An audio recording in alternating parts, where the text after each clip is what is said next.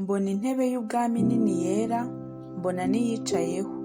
Isi n'ijuru bihunga mu maso hayo, ahabyo ntihaba hakiboneka.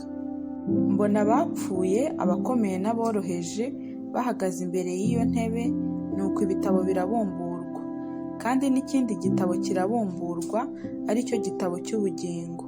Abapfuye bacirwa imanza z'ibyanditswe muri ibyo bitabo, zikwiriye ibyo bakoze. Inyanja igarura abapfuye bo muri yo, urupfu n'ikuzimu bigarura abapfuye bo muri byo, bacirwa imanza zikwiriye ibyo umuntu wese yakoze. Urupfu n'ikuzimu bijugunywa muri ya nyanja yaka umuriro. Iyo nyanja yaka umuriro niyo rupfu rwa kabiri. Kandi umuntu wese utabonetse ko yanditswe muri cya gitabo cy'ubugingo ajugunywa muri iyo nyanja yaka umuriro.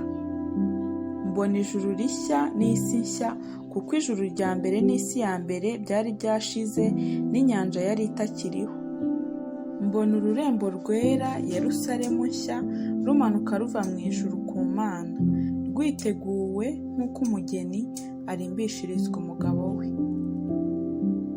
Numva ijwi rirenga rivuye kuri ya ntebe rivuga riti, dore ihema ry'Imana riri hamwe n'abantu, kandi izaturana nabo, nabo bazaba abantu bayo, kandi Imana ubwayo izabana nabo, ibe Imana yabo.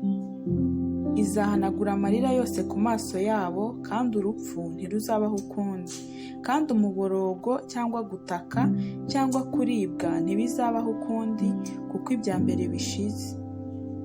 Iyicara kuri ya ntebe iravuga iti, dore byose ndabihindura bishya. Kandi iti, andika, kuko ayo magambo ari ayo kwizerwa n'ay'ukuri. Kandi iti, birarangiye. Ni njye Alufa na Omega, itangiriro n'iherezo. Ufite inyota nzamuhera ubuntu kunywa ku isoko y'amazi y'ubugingo. Unesha azaragwa byose, nanjye nzaba Imana ye, nawe abe umwana wanjye.